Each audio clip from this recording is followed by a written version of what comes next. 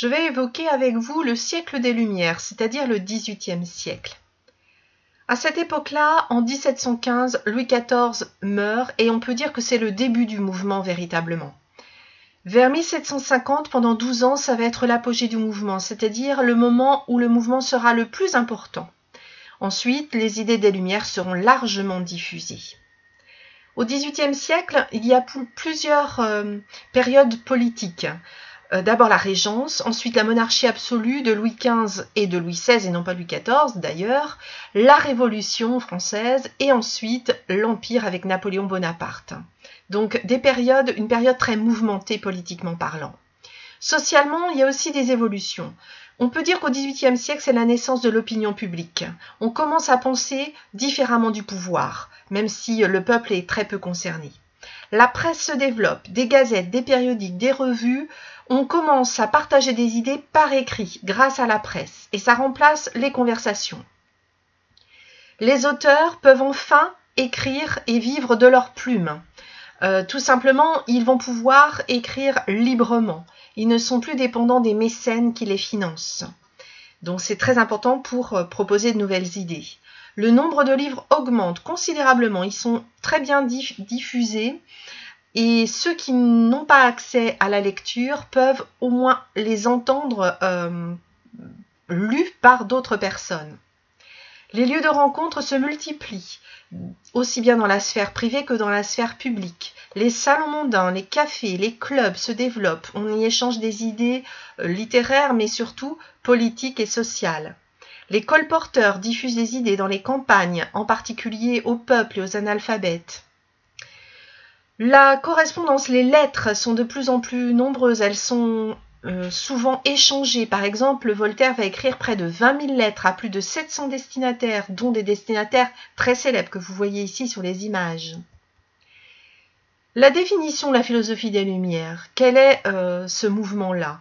On peut dire que c'est une métaphore déjà, le terme, l'expression, qui représente le passage de l'obscurité à la lumière. On peut dire que c'est une métaphore du passage d'une société basée sur la tradition à une société basée sur l'innovation, l'esprit critique, le progrès, la raison.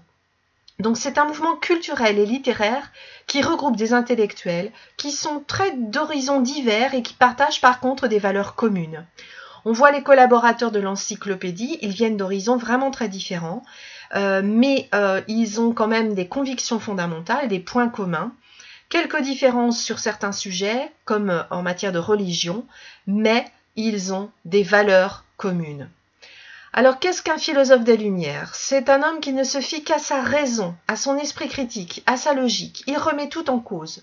Il aime vivre en société, il aime échanger, il aime discuter. Et il est honnête et responsable. On peut dire qu'il est conscient de ses devoirs envers la société. Il pense qu'il peut être utile à la société tout entière. 4 valeurs communes aux philosophes des Lumières. La première, c'est le rejet de la monarchie absolue ou de la monarchie de droit divin, du despotisme et de l'Église.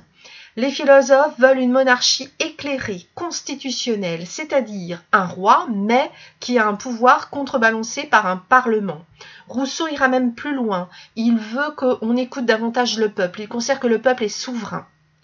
Les philosophes se battent pour la tolérance et la liberté de culte en matière religieuse. Deuxième valeur, la confiance dans la raison humaine. Ils pensent que la liberté d'expression est fondamentale, que c'est un progrès social. Ils condamnent la censure et invitent leurs contemporains à développer leur esprit critique.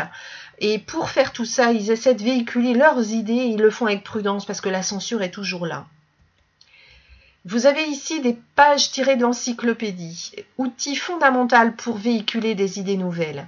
Des articles comme à gauche, dans lesquels c'est pas tout à fait neutre, on sent bien les opinions des philosophes derrière les mots, et puis des planches de dessin qui permettent de diffuser des savoirs du XVIIIe siècle.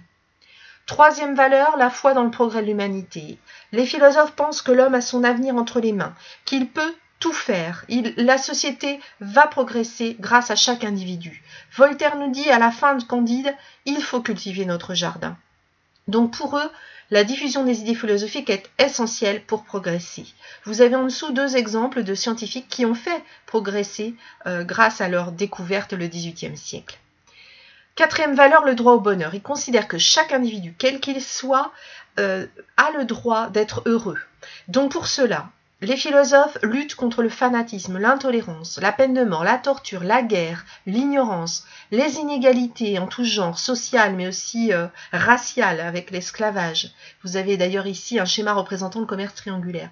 Ils se battent sur tous les fronts parce qu'ils considèrent que tout individu a le droit au bonheur.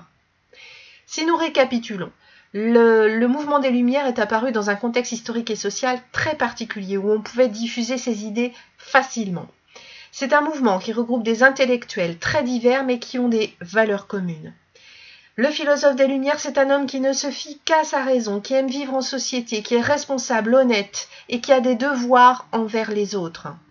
Les valeurs qu'il défend, c'est le rejet du despotisme et de l'Église, la confiance dans la raison, la foi dans le progrès de l'humanité et le droit au bonheur pour tous.